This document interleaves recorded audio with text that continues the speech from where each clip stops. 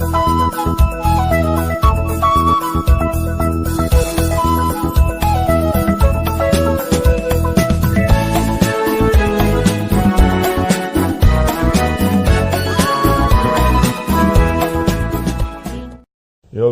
2:15-16 வாசி. சீயோனிலே எக்காலம் ஊதுங்கள், பரிசுத்த உபவாச நாளை நியமியுங்கள், விசேஷித்த ஆசரிப்பை கூறுங்கள், ஜனத்தை கூட்டுங்கள், சபையை பரிசுத்தப்படுத்துங்கள், முதியோரை சேருங்கள், பிள்ளைகளையும் பாலுண்கிற குழந்தைகளையும் கூட்டுங்கள். மணவாளன் தன் அறையையும் மணவாட்டி தன் மறைவையும் விட்டு புறப்படுவார்களாக. 12-13 வாசி. ஆதலால் நீங்கள் இப்பொழுதே உபவாசத்தோடும் அழுகையோடும் புலம்பலோடும் உங்கள் முழு இருதயத்தோடும் என்னிடத்தில் திரும்புங்கள் என்று கர்த்தர் சொல்லுகிறார். நீங்கள் உங்கள் வஸ்திரங்களை அல்ல, உங்கள் இருதயங்களை கிழித்து உங்கள் தேவனாகிய கர்த்தரிடத்தில் திரும்புங்கள். அவர் இரக்கமும் மன உருக்கமும் நீடிய சாந்தமும் மிகுந்த கிருபையும் உள்ளவர். அவர் தீங்குக்கு மனஸ்தாபப்படுகிறவருமாயிருக்கிறார். ஒருவேளை அவர் திரும்பி மனஸ்தாபப்பட்டு உங்கள் தேவனாய கர்த்தருக்கு போஜன பலிகளையும் பான பலிகளையும் செலுத்துகிறதற்கான ஆசீர்வாதத்தை தந்தருளுவார். நீங்க இந்த வருஷத்துல பரிசுத்த உபவாச நாளை எவ்வளவு ஆசரித்தீங்க? தேவ சமூகத்துக்கு எவ்வளவு போனீங்க? சபையில எவ்வளவு நீங்க பரிசுத்தத்தை பெற்றுக் கொண்டீர்கள்? உபவாசங்களை எப்படி நீங்கள் கடைபிடித்தீர்கள்? சுத்தி பண்ண உடனே நம்ம எங்கேயோ போயிட வேண்டாம்.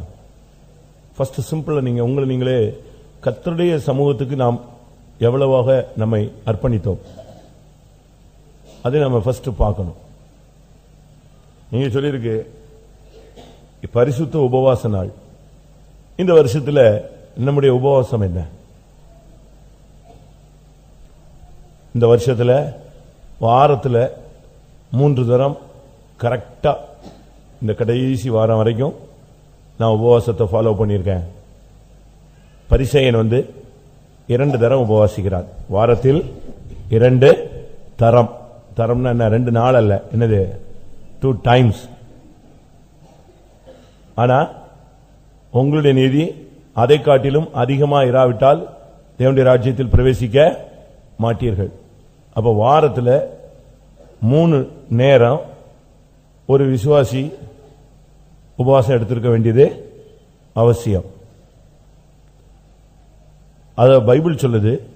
நம்ம நினைக்கிறோம் சாதாரண உபவாசம், ஆனா பைபிள் அதை எப்படி சொல்லுது? பரிசுத்த உபவாசம். சிலர் உபவாசம் போட்டுட்டு பாவம் செய்வாங்க, சிலர் உபவாசம் போட்டுட்டு சண்டை போட்டுருவாங்க. ஏசாயால இருக்கு இல்லையா, முரட்டத்தனத்துடைய கைகளால் குத்துகிறது இருக்கும். அதுக்கு உபவாசம் எடுத்து என்ன பிரயோஜனம்? ஏசாயா 53 எத்தனை? 58 4. இதோ வழக்குக்கும் வாதுக்கும் துஷ்டத்தனத்தையுடைய கையினால் குத்துகிறதற்கும் உபவாசிக்கிறீர்கள். வழக்கு வாது துஷ்டத்தனத்தையுடைய கைகளால் குத்துகிறது. நீங்க உபவாசம் போட்டுட்டு டிவியில உட்கார்ந்துட்டீங்கன்னா அதுல என்ன இல்லை, அது பரிசுத்த உபவாசம் கிடையாது. நல்லா புரிஞ்சுக்கங்க. உபவாசம் போட்டுட்டு நீ பாட்டுக்கு எங்க தாறுமாறா ஜீவிக்க ஆரம்பிச்சிட்ட அப்படின்னா அது உபவாசம் கிடையாது. அது பரிசுத்த உபவாசம் கிடையாது, பட்டினி உபவாசம். வழக்கு உபவாசம் அன்னைக்கு சண்டையை போட்டுட்டீங்கன்னா வழக்கு, அடுத்து என்னது? வாது, அடுத்து அடிச்சுக்கிட்டீங்கன்னா அந்த உபவாசத்துக்கு பேர் என்ன கிடையாது? அது உபவாசம் நீங்க சொல்லலாம், ஆனா அது பரிசுத்த உபவாசம் கிடையாது. சரிதான் நான் சொல்றது கரெக்டா? சரின்னு சொல்றாங்க இல்லையா? சொல்லுங்க. அல்லேலூயா. சத்தியம் சத்தியம் தானே சொல்ல முடியும், மாத்தி சொல்ல முடியாது. உபவாசம் போட்ட அன்னைக்கு ஒண்ணு நீ ஜெபிக்கணும், இல்ல தேவ சமூகத்தில் வரணும், இல்ல தேவ சமூகத்தை நீ உணர்ந்துகிட்டே இருக்கணும். உபவாசத்தன்னைக்கு சனிக்கிழமை இரவு நீ உபவாசம் போடுற அன்னைக்கு ரொம்ப கவனமா இருக்கணும். அந்த ஒரு நேரம் உபவாசம். இந்த 3 டைமை நீ கண்டினியூவா எடுக்கணும்னு இல்லை, உனக்கு சூழ்நிலைக்கு ஏற்ற மாதிரி நீ என்ன செய்யணும்? தேவ சமூகத்தில் ஒரு தீர்மானம் எடுத்துக்கணும். எத்தனை உபவாச ஜெபத்துக்கு நீங்க வந்திருப்பீங்க? யோசிச்சு பாருங்க. சபையில 2 உபவாச ஜெபம் இருக்கு, புதன்கிழமை காலையிலையும் சனிக்கிழமை காலையிலையும். அதுல எத்தனை உபவாச ஜெபத்துக்கு நீங்க வந்திருப்பீங்க? யோசிச்சு பாருங்க. முதல் கொஸ்டின், நீ வாரத்தில் 3 தரம் உபவாசம் எடுத்தாயா? First question. செகண்ட், அப்படி எடுத்த உபவாசம் பரிசுத்த உபவாசமா இருந்ததா? மூன்றாவது, நீ சபையில் உள்ள உபவாச ஜெபத்தில் கலந்து கொண்டாயா? யோசிச்சு பாருங்க. இதுக்கு நான் பதில் சொல்லணும் இல்ல, ஒவ்வொருத்தரும் என்ன செய்யணும்? பதில் சொல்லணும். அந்த உபவாசம் நீ கரெக்டா சனிக்கிழமை காலையில உபவாச ஜெபத்துக்கு வந்தீங்களா, இல்ல புதன்கிழமை காலையில உபவாச ஜெபத்துக்கு வந்தீங்களா? அப்படி ஒரு முறைமை இருக்கிறதே தெரியாத ஒரு தெளிவற்ற விசுவாசிகளா இருந்திருக்கிறோமா? அப்படி நமக்கு அந்த நேரம் கிடைச்சும் நம்ம அதை யூஸ் பண்ணோமா, யூஸ் பண்ணலையா? அந்த கர்த்தருடைய சமூகத்தை தேடி போனோமா? அது உனக்கு தான் தெரியும். அடுத்து பண்டிகையை ஆச்சரியங்கள் இருக்கு. ஞாயிறு ஆராதனை ஒரு பண்டிகை. தேவ சமூகம் ஆண்டவராகிய இயேசு கிறிஸ்து உயிர்த்தெழுந்த நாளை ஆசரிக்கிறதா வாரத்தின் முதலாம் நாள், இந்த ஓய்வு நாள். ஓய்வு நாளை நீ ஆசரிச்சே ஆகணும். அது முக்கியமானது. இந்த வருஷத்துல எத்தனை ஓய்வு நாளை நீங்க ஆசரிச்சிருப்பீங்க சொல்லுங்க. அதுவும் கரெக்டா 9 மணிக்கு, சாட்சியாபுரமா இருந்தா 7 மணிக்கு. எத்தனை நீங்க அந்த ஓய்வு நாளை சரியா ஆசரிச்சிருக்கீங்க? சரி, சர்வீஸுக்கு போயிட்டோம், அதுக்கு பிறகு உள்ள நேரத்தை எப்படி பண்ண நீ? யோசிச்சு பாருங்க. அதுக்கு பிறகு உங்களை நீங்களே இதை நம்ம நல்லா நினைச்சுக்கங்க. ஒரு விசுவாசி ஊழியக்காரன் உலக பிரகாரமான பாவத்தை துணிஞ்சு செய்ய மாட்டான், அவனுக்கு சென்சார் ஒதுக்கும். ஆனா பிரமாணத்தை மீறும்போது அவனோட தண்டனைக்கு அதிகமா என்ன செய்யறான் தவிர செய்யறான். அங்கதான் அடிபட்டுருது. இந்த விஷயத்தில் நம்ம ரொம்ப கவனமா இருக்கணும். சபை கூடுதலை விட்டு விடுகிறவன் சபிக்கப்பட்டவன். அப்போ பாருங்க, ஒரு சாதாரண உலக மனுஷனை விட நம்ம எங்க போயிடுறோம்? சாபத்துக்குள்ள போய் விழுந்துடுறோம். திரும்ப தேவன் அதை செய்யல எது செய்யலன்னு உட்கார்ந்து அழுகுறோம், கோவப்படுறோம், எரிச்சல் அடைகிறோம், பின்வாங்குறோம். எல்லாமே தப்பு. சபை கூடுதல் முக்கியம். இந்த வருஷம் எத்தனை நீ ஓய்வு நாளை ஆசரித்திருப்பாய்? அடுத்து, அந்த ஓய்வு நாளை நீ முழுவதும் ஆசரிச்சியா? அந்த கொஸ்டினுக்கு நம்ம பதில் சொல்லணும் இல்லையா? ஓய்வு நாளை நம்ம அந்த 3 மணி நேரம் 2 மணி நேரத்தோட முடிச்சுட்டு போயிடுறோம். 11 மணிக்கு வர்றோம், 12 மணிக்கு போயிடுறோம்.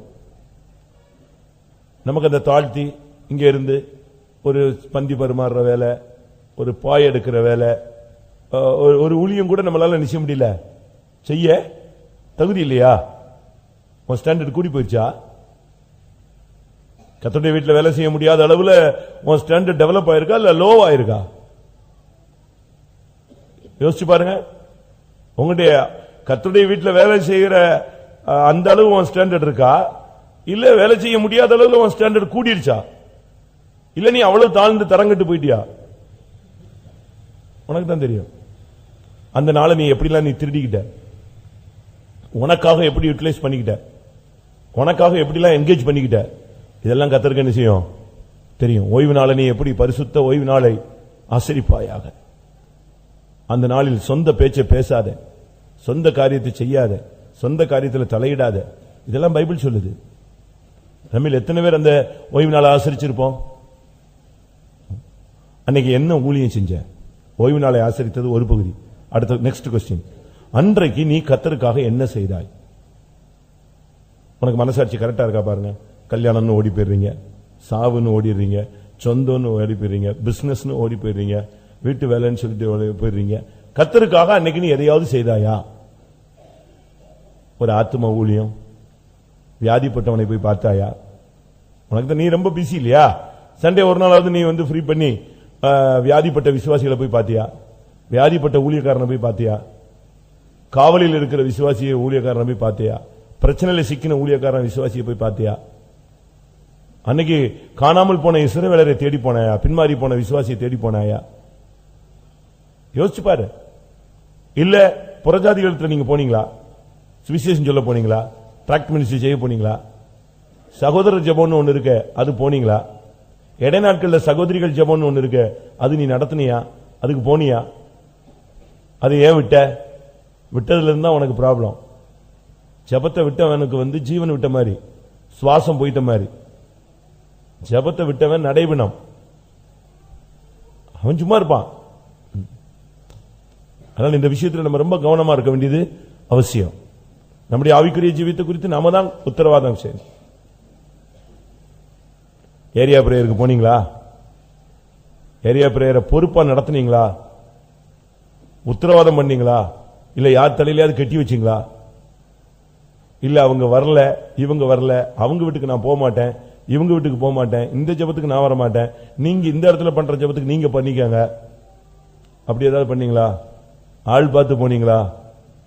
பட்சவாதம் செஞ்சீங்களா? மனசாட்சி உங்களுக்கு சொல்லும். ஏரியா பிரேயர் ஒரு சில வீடுகளில் இல்லவே இல்லை. அதுக்குத்தான் சாபம் உள்ள பூந்து விளையாடுது. ஏன் ஏழைகள் விசுவாசிகள் வீட்டுக்கு வந்துருவாங்கன்னா, உன் வீட்டில் இருக்கிற வசதியை மற்றவங்க பார்த்து என்ன தூக்கிட்டு ஓடிடுவாங்களா? ஏன் உன் வீட்டில் ஏரியா பிரேயர் வைக்க கூடாதா? ஏன் வைக்கல? உன் வீடு பரிசுத்த ஸ்தலமா வைக்கல. நீ ஏரியா பிரேயர் உங்க வீட்டில் நடந்ததா? வேதபாட கூட்டத்துக்கு எத்தனை கூட்டத்துக்கு நீ வந்த? வேதம் சொல்லுகிறது, சத்தியத்தை அறிவீர்கள், சத்தியம் உங்களை விடுதலையாக்கும். சத்தியத்தை அறியறதுக்கு தான் வேதபாடம். அதுல எத்தனை வேதபாடத்துக்கு வந்திருப்பீங்க? சரி, வேதபாடத்துக்குலாம் நான் வந்துட்டேன். அர்ப்பணிப்பு, அதுக்கு அந்த சத்தியத்துக்கு எத்தனை தடவை ஒப்பு கொடுத்தீங்க? அதை யோசிச்சு பாருங்க. நான் காலையில சொன்னேன், ஒரு நடிகையுடைய ஸ்டேட்மெண்ட்டை சொன்னேன். அவ ரொம்ப மோசமான ஒரு நடிகை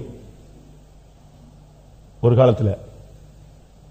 ஆனா அப்படிப்பட்டவ, அவ எந்த மார்க்கத்தை சபைக்கு போனாலோ இல்ல வேற மார்க்கத்தை பிடிச்சாலோ தெரியாது.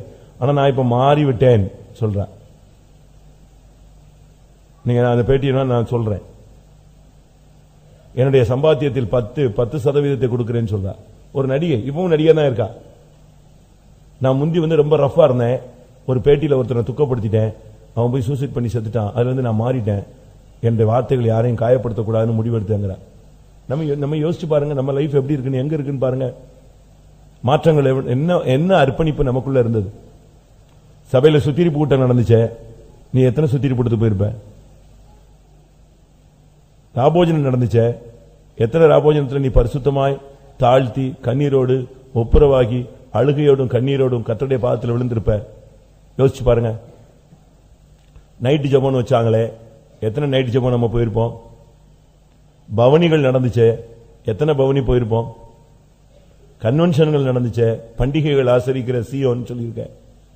சியோன்னா பண்டிகைகளை ஆசரிக்கிறதா சியோன். பண்டிகை நடந்துகிட்டே இருக்கும் அது அங்க. அப்போ நீ எத்தனை பண்டிகைகளுக்கு போன, எத்தனை கன்வென்ஷன் நீ போயிருப்ப? நீங்களே யோசிச்சு பாருங்க. எத்தனை பவனி, எத்தனை ஆராதனை, எத்தனை வெளி ஊழியம், எத்தனை உன்னுடைய வீடு ஒரு ஜபாலயம் போல இருக்கா? 4 மணி ஜபம் நடக்கா? இடையில ஒரு ஜபம் நடக்கா? தனி ஜபம் நடக்கா? நைட்ல கர்த்தரை துதிக்கிற அந்த ஜபம் இருக்கா? உங்களுடைய வீடு ஜபாலயங்களா இருந்துச்சா? எத்தனையோ கூட்டத்துக்கு வந்தீங்களே, ஒயிட் ட்ரெஸ் உங்களால போட முடிஞ்சுதா? இல்லையா? இல்ல இருந்து உன்னால உடுத்தது கஷ்டமா இருக்கா? ஜெயங்குளூர் என்னவனோ அவனுக்கு வெண்வஸ்திரம் தரிக்கப்படும். அப்ப அவர் தரிச்சு விடணுமோ? அப்படியா? யோசிச்சு நம்ம பிரசங்கங்கள் கேட்கறோம் இல்லையா? நமக்குள்ள மாற்றங்கள் என்ன நடந்துச்சு? சுத்திகரிப்பு நடந்துச்சா? சுத்திகரிப்பினுடைய அடையாளத்தை நான் நேற்று சொன்னேன், இன்னைக்கு காலையில் சொன்னேன்னு நினைக்கிறேன். ஒருத்தர் சுத்திகரிச்சா லைஃப் எப்படி இருக்கும்னா, கர்த்தர் அவனை எடுத்து உபயோகப்படுத்துறதுக்கு ரெடி ஆயிட்டான்னு அர்த்தம். எந்த நற்கிரியைக்கும் அவன் ஆயத்தம். அதான் காலையில் சொன்னேன். அவன் பரிசுத்தமாக்கப்பட்டுறான். எஜமானுக்கு உபயோகமான ஒரு பாத்திரமா மாறுறான். அவனுடைய வாழ்க்கை வாசனை வீசுகிறது. அவனுடைய வாழ்க்கை பாதுகாப்பாய் மாறுகிறது. பொல்லாங்கன் அவனை தொடான். சுத்திகரிக்கப்பட்டவன். அதான் சொல்றேன், சுத்திகரிப்புல அது ஒரு இது. சுத்திகரிப்பு இன்னொரு அடையாளம் ஒப்புரவாகுதல். நீ கூட்டத்துக்கு போனியே, ஆமா நான் போனேன், துக்கப்பட்டேன், மனஸ்தாபப்பட்டேன், நான் மன்னிப்பு கேட்டேன். இன்னைக்கு சாயங்காலம் ஒருத்தவங்க போன் பண்ணாங்க, நான் மன்னிப்பு கேட்கணும் நீங்க சொல்றீங்களா அப்படின்னு. ஒரு சிஸ்டர், நான் சொன்னேன், நான் என்ன சொல்றது? ஆவியானவர் சொன்னா கேளு, இல்லைன்னா போ, அப்படியே குற்றவாளியாவே புது வருஷத்துக்குள்ள போ, உன் தலை எடுத்து அப்படித்தான் இருந்துச்சுன்னா நான் என்ன பண்ணுவேன்? இல்ல நீங்க சொல்லுங்க, நீங்க சொன்னா நான் கேட்கிறேன். நான் சொன்னேன், நான் என்ன சொல்றது? இன்னொருத்தர் இருக்காரு, உனக்குள்ள ஆவி இருந்துச்சுன்னா நீ கேளு. கேட்கறதுக்கு உனக்கு சக்தி இல்லைன்னா இல்ல. அவங்க என்கிட்ட பேசிட்டாங்க, அவங்க பேசிட்டாங்க, அவன் ஜெயிச்சிட்டான்ல, அவன் ஜெயிச்சாச்சு. உனக்கு அறிவு இருந்தா செய், ஆவி இருந்தா செய், போனை கீழே வைன்னு சொல்லிட்டேன். வை போனை கீழே. உனக்கு பரிசுத்தாவி இருந்தா நீ போய் செய். ஒப்புரவாகு, தாழ்த்து, கீழ்ப்படி, மன்னிப்பு கேளு, முத்தம் கொடுத்து திரும்பி வா. இதுக்கு நான் சொன்னாதான் செய்யணுமா? வசனம் ஆயிரக்கணக்கான வசனங்கள் இருக்கு. நீ பெற்ற அபிஷேகம் இருக்கு, அதுக்கு நான் இன்னொருத்தன் சொல்லணுமா? இல்ல நீங்க சொன்ன, நீ மனுஷன் சொன்ன செய்யாத, தேவன் ஆவியானவர் சொன்னா செய். இல்லாவிட்டா இப்படியே வர புதிய வருஷத்துக்குள்ள ஒண்ணும் இல்லாம சாவமாவே போன்னு சொல்லிட்டு போன வச்சுட்டேன். ஒப்புரவாகுதல் நமக்குள்ளே வரணும். நீ பெற்ற அபிஷேகம் ஒண்ணு நிலைத்திருக்கிறது, உனக்கு வேறொருவன் போதிக்க வேண்டியது இல்ல. இன்னொருத்த உனக்கு சொல்லணுமா? அதனால இந்த விஷயத்துல ரொம்ப கவனமா இருக்கணும். நீங்க நம்முடைய கூட்டங்கள் எப்படி இருந்தது? தாழ்த்த முடிஞ்சதா? இந்த வருஷத்துல எவ்வளவு ஜெபிச்சிருப்பீங்க யோசிச்சு பாருங்க. நான் இந்த கொம்புல கடந்துட்டு அல்லேலூயான்னு கத்துறது அதை சொல்லல. உனக்கும் தேவனுக்கும் உள்ள ஐக்கியம் ஜெபத்துல எவ்வளவு இருந்துச்சு? எவ்வளவு கண்ணீர் விட்டுருப்ப ஜெபத்துல? நான் இன்னைக்கு காலையில யோசிச்சேன். நான் சென்னையில இருக்கும்போது அழுதேன்னு சொன்னா ஒரு 2-3 ட்ரிப் அழுதுருப்பேன். எப்படி டோட்டல்லையே ஞானஸ்தானம் கொடுக்கிற அன்னைக்கு முன்னால உட்கார்ந்து அழுதேன். என்னைய கட்டாயப்படுத்தி ஞானஸ்தானம் கொடுக்கணும்னு என்னைய நீ தான் கொடுக்கணும்னு என்னைய பிக்ஸ் பண்ணிட்டாங்க ஒரு ஊழியத்துல. நானும் எல்ராயி எத்தனையோ வருஷம் என் சபையில ஞானஸ்தானமே கொடுக்காம பெரியவங்களை வச்சே கொடுத்துக்கிட்டே மேனேஜ்மெண்ட். நமக்கு அந்த தகுதியெல்லாம் கிடையாது, நம்ம சின்ன வயசு, நமக்கு இதெல்லாம் ஒத்தே வராதாப்பா, நம்ம ஒதுங்கி நீ போட்டே இருந்தேன். என் சபையிலேயே ஞானஸ்தானம் வரும், நான் யாரை கூட்டு வருவேன்? இன்னொருத்தவங்களை வச்சு பக்கத்துல சபையில் உள்ள பெரிய பாஸ்டர் கொண்டு வந்து ஞானஸ்தானம் கொடுத்துருவேன். ராபோஜனம் வரும், அவங்களை கூப்பிட்டு வச்சு அவங்களை முன்னால வச்சு நான் பின்னாலேயே சுத்திட்டே வந்துடுவேன். திடீர்னு இது எப்படியோ தெரிஞ்சு என்னைய கொண்டு வந்து ஒரு இடத்துல விட்டாங்க ஒரு சபையில. என்ன பண்ணன்னு எனக்கு தெரியல. நைட் எல்லாம் உட்கார்ந்து அழுதேன். எல்லா சபையில இருந்த பசங்கள்லாம் ஹால்ல தங்கியிருந்தானுங்க. அவங்க எல்லாம் வந்து அந்த போன் கவுண்டர் வழியா என்னை பாக்குறான். ஏன் இந்த ஆள் அழுகுறான், ஏன் அழுகுறான்? எனக்கு ஒண்ணுமே ஓடல. ஐயாப்பா, நான் போய் ஞானசானம் கொடுக்கறதுக்கு என்ன எங்க கிடந்தவன்?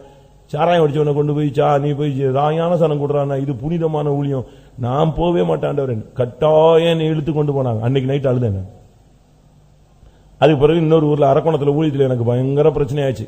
எனக்கு ஆப்போசிட்டா பயங்கரமா எழுப்புனாங்க. அப்பா அழுத. பாஸ்டர் ஆன பிறகு எனக்கு ஊழியத்தை விட்டு தூக்குற மாதிரி ஒரு பெரிய பிசாசு போராட்டம் மாதிரி உங்களுக்கு சொல்லியிருப்பேன். அந்த அம்பு எங்கிருந்து வந்துச்சுன்னு என்ன செய்யாது எனக்கு தெரியாது. அது ஒரு பெரிய கலக்கம் அப்பொழுது. ஆனா மதுரைக்கு வந்த பிறகுதான் ஊழியக்கார கூட்டங்களில் உட்கார்ந்து நான் அழுகிறேன். அந்த ஒவ்வொரு டச்சிங் அது நம்மளை மாத்த ஆண்டவரே என்னை உடைக்கணும், எனக்கும் கண்ணீரின் ஆவி தாங்க, எனக்கு இந்த நொறுங்குண்ட இருதயம் தாங்க. நான் ரொம்ப ரஃபாவே போறேன். நான் எல்லாம் மூஞ்சி கண்ணா அப்படின்னா எவனையாவது அடிச்சுட்டு வந்துடுவேன். இங்க வந்த பிறகுதான் நான் அடிச்சு பார்த்தேன். நீ ரூம்ல வச்சு டம் டம் டம்னு அடிச்சேன். ஓ இவ்வளவு வலிக்கணும், அப்போ அதுக்கு தான் அவன் எவ்வளவு கத்திருக்கான் அப்படின்னு. அதுக்கு பிறகு நான் உட்கார்ந்து அழுதேன். எத்தனையோ ஊழியக்கார கூட்டத்தில் உண்மையாவே சொல்றேன், ஆண்டவரே என்னை உடைங்க, எனக்கு கண்ணீர் நாவி தாங்க சுவாமி. நான் இப்படியே ரஃபா போய் நான் பாறையா போய் பரலோகத்தை விட்டுறக்கூடாது. உண்மையா சொல்றேன், ஓப்பனா சொல்றேன், பெருமைக்காக சொல்லல. நம்ம எவ்வளவு கர்த்தரை துதிச்சிருப்போம் பாருங்க, எவ்வளவு கண்ணீர் விட்டு ஜெபிச்சிருப்போம் பாருங்க, நம்முடைய துதித்தல் எவ்வளவு ஸ்ட்ராங்கா இருந்துச்சுன்னு பாருங்க. இதுக்கெல்லாம் இன்னொருத்தர் வேண்டியதில்லை. நமக்குள்ளே இது நடந்ததா, நம்மளால துதிக்க முடிஞ்சுதா, ஜெபிக்க முடிஞ்சுதா. சரி, இவ்வளவு பிரசங்கம் கேட்டமே, நான் இங்க 400 பண்ணிட்டேன்னு நினைக்கிறேன். பைபிள் ஸ்டடியும் சண்டேயும் சேர்த்து 400 பிரசங்கம் பண்ணிருப்பேன். இருக்கலாம், 1-2 கூடி இருக்கலாம். எவ்வளவு பிரதிஷ்டை பண்ணிருக்கோம் நம்ம யோசிச்சு பாருங்க. கேட்கும்போது அழுகிறோம், சிரிக்கிறோம். பிரசங்கம் கேட்கும்போது அழுகிறோம், சிரிக்கிறோம், சந்தோஷப்படுறோம், நல்லா இருந்துச்சுன்னு சொல்றோம், டேஸ்டா இருந்துச்சு, அது அப்படி, இந்த பாயிண்ட் இந்த பாயிண்ட். என்ன நடந்துச்சு நமக்குள்ள அது சொல்லுங்க. என்ன மாற்றம் நடந்துச்சு நீங்க யோசிச்சு பாருங்க. உங்களுக்குள்ள எவ்வளவு பிரதிஷ்டை வந்தது. சரி, நெக்ஸ்ட் பாயிண்ட். இந்த வருஷத்துல உன்னுடைய காணிக்கைகள் எப்படி இருந்துச்சு? அதாவது நான் வொர்ஷிப் சம்பந்தப்பட்ட இந்த பாயிண்டவே சொல்லிட்டு வரேன். ஃபர்ஸ்ட் அதை நிப்பாட்டிட்டு அடுத்து கொஞ்ச நேரம் நம்ம அதுக்காக நம்ம கிளியர் பண்ணணும். இது பேசிக். அஸ்திவாரம் கரெக்டா இருந்தா மாளிகை என்ன செய்யும்? ஸ்ட்ராங்கா இருக்கலாம். அஸ்திவாரம் சரியில்லாம ஓ பரிசுத்தம் இளைப்பாறுதல் ஹல்லேலூயா ராபோஜன டம்முன்னு புயல் அடிக்கும் போது நெஞ்சிரும், எல்லாம் சட்ட சட்ட சட்ட சட்டன்னு உடஞ்சு விழுந்துடும். பேஸ் இல்ல. இதுதான் மெயின். உன்னுடைய காணிக்கை எப்படி இருந்துச்சு? உன்னுடைய காணிக்கைகள், உன்னுடைய தசம பாகங்கள், உன்னுடைய உற்சாக பலிகள், இதெல்லாம் எப்படி இருந்துச்சு? அதுல உண்மை இருந்துச்சா? மனப்பூர்வம் இருந்துச்சா? அதுல பரிசுத்தம் இருந்துச்சா? நீங்க யோசிச்சு பாருங்க. உன்னுடைய காணிக்கையில உன் மனசு உண்மையா இருந்துச்சா? உன்னுடைய காணிக்கையில உனக்கு மனப்பூர்வம் இருந்துச்சா? நீயே பாரு, உண்மை இருந்துச்சா? மனப்பூர்வம் எதை கொடுக்கணும், மாசம் மாசம் கொடுத்தே அவனு, வேற வழி இல்லை, இப்படி எல்லாம் கொடுத்தா அது என்ன இருக்காது, ரெகக்னைஸ்ட் ஆகாது, தூக்கிறோம். நசல் கொண்டது, ஊனமுற்றது, மனப்பூர்வம் இல்லாதது, இதெல்லாம் என்ன செஞ்சிடும், அந்த பலிவிடம் வாந்தி பண்ணிடும், தள்ளிடும், வெளியே தள்ளிடும். பாஸ்டர் வாங்கிக்குவாரு, அவருக்கு வெளியரங்கமான ஜீவியம் மட்டும்தான் தெரியும், உள்ளானது யாருக்கு தெரியாது. எத்தனை காணிக்கை நீங்க சண்டை போட்டுட்டு செலுத்திருப்பீங்க. மத்தியில சொல்லியிருக்கு, நீ ஒரு காணிக்கை செலுத்த வந்தால் ஒப்புராயிட்டு என்ன செய்ய செலுத்துன்னு. எத்தனை பேரோட சண்டை, எவ்வளவு பேரோட வாக்குவாதம், எவ்வளவு பிரச்சனை, அதுக்கு மத்தியில நம்ம காணிக்கை கொடுத்து தோத்திரம் ஜெபிச்சு போயிடுறோம். அதெல்லாம் அங்கீகரிக்கப்படாத காணிக்கைகள். அப்படி பார்த்தா இந்த வருஷத்துல எல்லா காணிக்கையும் அங்கீகரிச்சதோ இல்லையோன்னு எனக்கே தெரியல. முறுமுறுத்துக்கிட்டு வேண்டா வெறுப்போடு அப்படிலாம் நம்ம செஞ்சிருப்போம். அதாவது நான் உங்களை குற்றவாளியா தீர்க்கிறதுக்காக சொல்லல, இதுல ஏதாவது ஒரு பாயிண்ட் சாட்ட நம்ம மேல அடி உழுதான்னு பாக்குறது. நானும் தான், நீங்க காணிக்கை கொடுக்கறது இல்ல, நான் உங்களோட அதிகமா கொடுக்கறேன். அப்ப நானும் கூட என்னத்த அப்படின்னு சொன்னனாலே அந்த காணிக்கை என்ன செஞ்சது, ஒமிட் ஆயிடும், அவாய்ட் பண்ணிடுவார். ஆண்டவர் வேண்டாம் வேண்டாம் அப்படி ஒரு காணிக்கை வேண்டாம். எப்படி இருக்குன்னு பாருங்க. உங்களுடைய காணிக்கைகள் எப்படிப்பட்டது? அது மனப்பூர்வமா கொடுத்தீங்களா, உண்மையா கொடுத்தீங்களா, பரிசுத்த சிந்தையோடு கொடுத்தீங்களா, ஊழியத்தின் மேல உள்ள ஒரு தாகம், நம்ம ஊழியத்துக்கு நம்ம செய்யணும், நம்ம ஊழியம், நம்ம சபை, நம்முடைய ஆண்டவர் அப்படின்னு செஞ்சோமா? யோசிச்சு பாருங்க. ஒரு ஆள் என்கிட்ட காணிக்கை கொடுத்தாரு, நான் சொல்லியிருக்கேன் இல்லையா, நான் சின்ன பிரதர், அதனால என்னை முட்டாளாக்கிட்டார் அவரு. 30 ரூபாயை கொடுத்துட்டு 20 ரூபாயும் 10 ரூபாயும் இப்படி பிரிச்சு கொடுத்தாரு. உங்ககிட்ட கொடுக்கவா அக்காட்ட கொடுக்கவா அப்படின்னாரு. அக்காட்ட கொடுக்கணும்னா கொடுங்க, என்கிட்ட கொடுக்கணும்னா கொடுங்க, ரெண்டும் ஒரே பேங்க் தான், பரவாயில்ல. அவங்க என்னை விட பெரிய ரொம்ப சீனியர், நான் அப்ப சின்ன பிரதர் இல்லையா. அவங்க 30 வருஷம் 35 வருஷம் ஊழியத்தில் இருந்தவங்க, நான் 1 வருஷம் கூட ஆகல, 1.5 வருஷம் கூட ஆகல. அதனால நீங்க யார்ட்டனாலும் கொடுங்க, அது உங்க இஷ்டம்னு சொன்னேன். அங்க கொடுத்தாலும் ஒண்ணுதான், இங்க கொடுத்தாலும் ஒண்ணுதான். நாங்க 2 பேரும் நான் என்கிட்ட வாங்கினதை நான் தூக்கிட்டு போறது இல்ல, நான் கிட்ட தான் கொடுப்பேன், அவங்க தான் சீனியர் அப்படின்னு சொன்னேன். அப்போ நீங்களே வச்சுக்கோங்க அப்படின்னு கொடுத்தாரு. ஓகே அப்படின்னு உடனே அந்த 20 ரூபாயும் 10 ரூபாயும் என்ன செய்யறாரு, பிரிச்சு இப்படி கொடுக்கிறாரு. ஆக்சுவலா நீ உங்க வலது கை கொடுக்கறது எது தெரியக்கூடாது, இடது கைக்கு தெரியக்கூடாது. இது புறஜாதிகள் ஜனங்கள் கொடுக்கிறது அந்த மெத்தட். மற்ற சபைக்காரங்க என்ன செய்யறாங்க, பைபிள்ல வச்சு கொடுக்கறாங்க, அது கூட தப்பு தான். மற்ற சபைகள் நீங்க அப்படி ஒரு போயிருக்கீங்களா? மற்ற சபைகள் விசுவாசிகள் பைபிளுக்குள்ள என்ன செய்யறாங்க, காணிக்கைகளை 500 ரூபாய் 1000 ரூபான்னு வச்சுக்கிறாங்க. போன உடனே ஐயா காணிக்கை எதை வச்சிருப்பான், கையில பைபிள் வச்சிருப்பாங்க. என்னன்னு கேட்டா அப்படி விரிப்பாங்க, அதுல இருந்து நம்ம எடுத்துக்கணும். இது என்ன மெத்தட் எங்கிட்ட கத்துக்கிட்டு கொடுத்தாங்கன்னு தெரியல, அதெல்லாம் தப்பு. பைபிள்ல வச்சு காணிக்க வச்சுட்டு பைபிள்ல அந்த ஊழியக்காரன் எடுப்பானா? இந்த ஊர்ல தான் நான் அதை ரொம்ப பார்த்தேன். அதனால அந்த மெத்தடும் தவறு. நீ வலது கை கொடுக்கறது என்ன செய்யக்கூடாது, இடது கை. அப்ப அந்த ஆளு என்ன சொல்றான், நான் உடனே சரின்ட்டு வாங்க போயிட்டேன், கை இப்படி நீட்டியாச்சு. அவர் 30 ரூபாய், என் கை இப்படி போகுது பாதி தூரம். போன உடனே அவர் சொல்றாரு, நீங்க ஒன்னும் ஊழியத்தை விட்டு போயிட மாட்டீங்களா அப்படின்னா. ஏன்னா அப்ப உள்ள சீனியர் ஊழியத்தை விட்டு போயிருக்காரு. அந்த கேப்ல தான் இவர் அந்த காணிக்கை கொடுக்கிறார். எப்படி இருக்கும்? எனக்கு செருப்பு கலத்தி அடிச்ச மாதிரி இருந்துச்சு, உச்சியில டம்முன்னு அடிச்ச மாதிரி இருந்துச்சு. அடா தொலைச்சிட்டான இந்த ஆளு நம்மள, என்ன பண்றது, வெக்கமா போச்சு. நீங்க யோசிச்சு பாருங்க, கையை நெட்டி அவர் கை நெட்டி நான் கை நெட்டி பாதியில நிக்கும் போது என்ன வார்த்தை வருது, அந்த ஆளுக்கு என்ன காணிக்கை பத்தி என்ன தரிசனம் இருந்துச்சு. நான் சொன்னேன், இயேசு உயிரோடு இருக்கிறாருன்னு கேள்விப்பட்டிருக்கேன், நம்புறேன், அதனால அவர் இருக்கிற வரைக்கும் நான் இருப்பேன். அப்ப நீங்களே வாங்கிக்கோங்க அப்படின்னு கொடுத்தாரு. எவ்வளவு முட்டாள்தனமான ஒரு செயல். நம்முடைய காணிக்கைகளை, அந்த காணிக்கை தேவன் எப்படி அங்கீகரிப்பார்? நானே அங்கீகரிக்கலையே, ஊழியக்காரனே அங்கீகரிக்கலையே, நான் எப்படி அக்செப்ட் பண்ணுவேன்? இன்னைக்கு வரைக்கும் என் மைண்ட்ல இருக்குன்னு வச்சுக்கோங்களேன். அது பகை அல்ல, சொல்றேன். அந்த ஊழியக்காரர் போனதுக்காக அவங்க சந்தோஷப்பட்டார். அவர் அடுத்த வாரம் பிரசங்கம் எனக்கு வசமா மாட்டுச்சு. என்கிட்ட ஆவியானவர் பேசினார், சவுலை பத்தி பேசினேன். தாவீது சொல்றான் சவுலை பத்தி, உங்களுக்கு ரத்தாம்பரம் உடுத்தினாரே அவரை நீ நினைத்துப்பார். சவுல் தானே உனக்கு ரத்தாம்பரம் உடுத்தினா, நீ ஒண்ணும் இல்லாம கிடந்திய.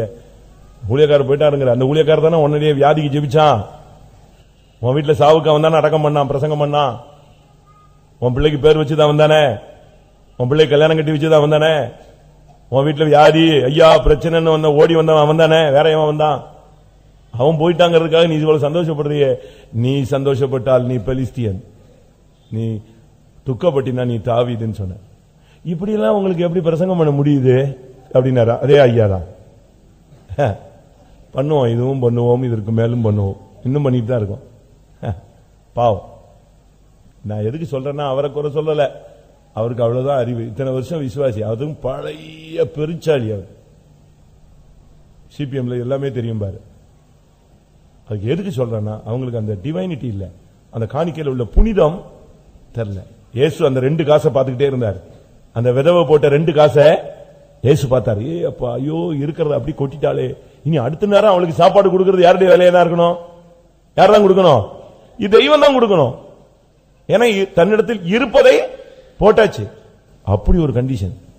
நம்முடைய காணிக்கை அப்படித்தான் இருக்கும். அர்ப்பணிப்புங்கிறது வெளியவே தெரியக்கூடாது. அதனால இந்த வருஷத்துல இந்த லாஸ்ட் மினிட்ல வந்தோம், நம்முடைய காணிக்கைகள் எப்படி, நம்முடைய கூட்டங்கள் எப்படி, நம்முடைய ஊழியங்கள் எப்படி? ஃபர்ஸ்ட் நான் சொன்னது என்னது? நம்முடைய என்ன தூங்கிட்டீங்களா? சொல்லுங்க. ஃபர்ஸ்ட் என்னது?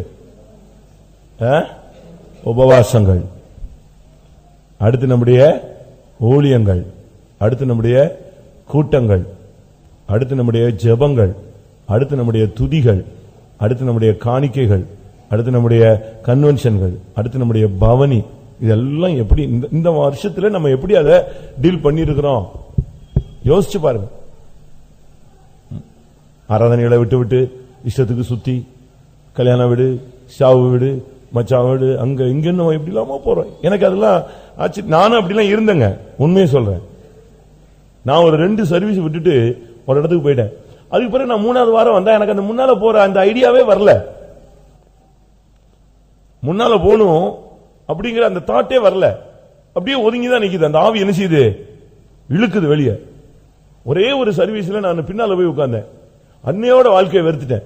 ஏ அப்பா, இது பின்னால பரிசுத்த ஆவியானவரே கிடையாது. இங்க வாலிப பையங்க பின்னால உட்கார்றதுக்கு நம்ம அனுமதிக்கிறது இல்ல. அங்க அது ஆடு உட்கார்ந்து கதை அடிச்சுக்கிட்டு ஒரே இது. நான் பார்த்தேன், என்னடா இது? அவனுங்க என்னைய பார்த்துட்டு இவன் யாரா அவன் புதுசா வந்திருக்காங்கறான். எனக்கு புதுசா ஒரு பவனிக்கு போயிருக்கிறேன். பவனி ஒரு லோக்கல் பவனிக்கு போயிட்டு நான் ஒரே ஒரு பையன் தான் எனக்கு ஃப்ரெண்ட், அவங்க கூட போய்கிட்டு இருக்கேன். அங்க உள்ள சபையில் உள்ள அவ்வளவு விசுவாசி, அவ்வளவு பையனும் பழைய விசுவாசிங்க. அவன் என்னைய பார்த்துட்டு, ஏய் யாரா அவன் புதுசா வரானா? ஏய் இவன் தாண்டா, அவன் இத்தனை வருஷமா வந்துட்டு இருக்கான்டா அப்படிங்கிறான். அவன் அப்படியா? ஓ முன்னால உட்காந்துருப்பானோ அப்படிங்கிறான். இவன் இது இப்படி உட்காந்துருக்க. மாப்பிள்ள பெஞ்சிருமா அந்த ஸ்கூல்ல மாப்பிள்ள பெஞ்சு தெரியுமா உங்களுக்கு? அப்படித்தானே சொல்லுவாங்க. இங்க என்ன சொல்லுவான்னு தெரியல. மாப்பிள்ள பெஞ்சுமா, அதாவது இந்த அறவைக்காடு, படிக்காது, தருதலை, இதெல்லாம் பேக்ல உட்காந்துருக்கோம். அங்க உட்காந்து ஒரே ரகலை பண்ணி டம்மு டிம்முமா. இந்த கேஸ்ல எல்லாம் நம்ம இருக்கக்கூடாது. நம்ம அந்த கேஸ்ல இருக்கக்கூடாது. நம்ம கர்த்தருடைய சமூகத்தில் விழுந்து ஓடி வரணும். 10:30 வரும்போதும் கல்யாண பொண்ணு வர்ற மாதிரி வரக்கூடாது. ஐயோ லேட் ஆயிருச்சு சுவாமி, பஸ் லேட் ஆயிருச்சே, டிராபிக் போயிருச்சே, கார் பஞ்சர் ஆயிருச்சே, இயேசுவே இயேசுவே இயேசுவே இயேசுவேன்னு நினைச்சணும். ஓடி வரணும்.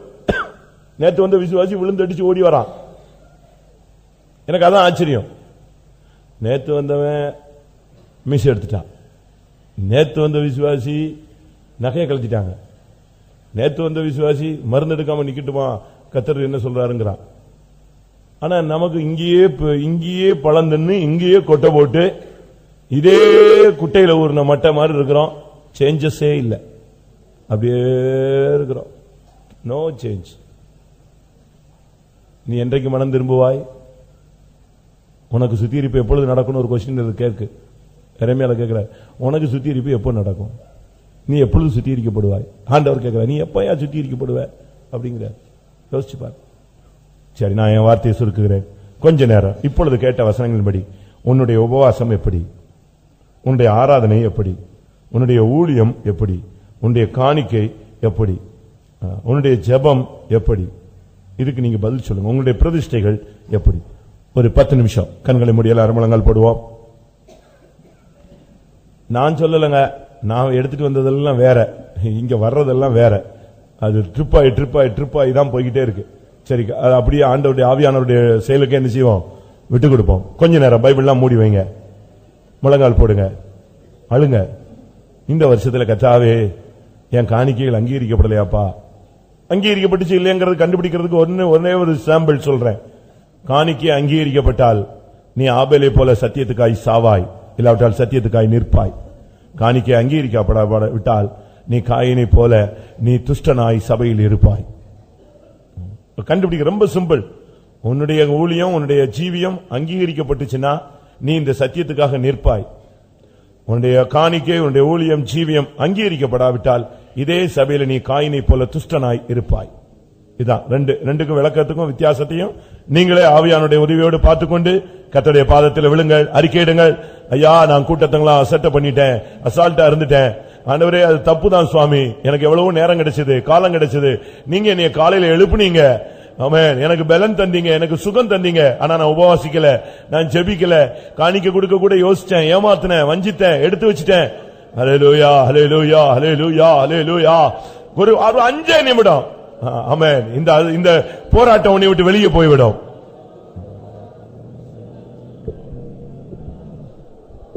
ஹல்லேலூயா, ஹல்லேலூயா. யாரையும் குற்றச்சாட்டாதீர்கள், உங்களை நீங்களே குற்றவாளிகளாய் தீர்த்துக் கொள்ளுங்கள், சீர்படுத்துங்கள். ஹல்லேலூயா, ஹல்லேலூயா, ஹல்லேலூயா, ஹல்லேலூயா, ஹல்லேலூயா. வாயை திறங்க. ஆமென். கர்த்தாவே,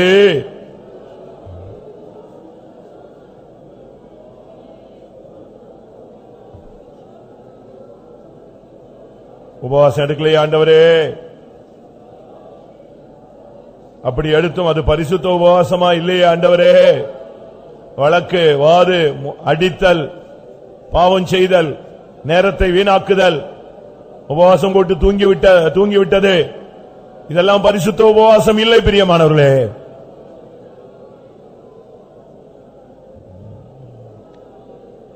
எத்தனை பண்டிகைகளை நீ ஆசரித்தாய், எத்தனை பவனிக்கு நீ போனாய், எவ்வளவு நேரம் துதித்தாய், எவ்வளவு நேரம் ஜெபித்தாய், எவ்வளவு பிரதிஷ்டை பண்ணினாய், எவ்வளவு சுத்திகரிப்பு கூட்டங்களுக்கு போனாய், எத்தனை ராபோஜனம் எடுத்தாய், பாதங்களுகிற ஊழியத்திலே நீ உண்மையா இருந்தாயா, 4 மணி ஜெபம் செய்தாயா, உன்னுடைய குடும்ப ஜெபம் நடந்ததா, ஏரியா பிரேயர் போனாயா, உனக்கு கொடுத்த ஊழியத்தை நீ செய்தாயா, பரிசுத்த ஆராதனைக்கு நீ கர்த்தரை வந்து ஆராதித்தாயா, கர்த்தர் கொடுத்த கிருபை தாளந்துகளை உபயோகப்படுத்தினாயா, தீர்க்க தரிசனம் சொன்னாயா,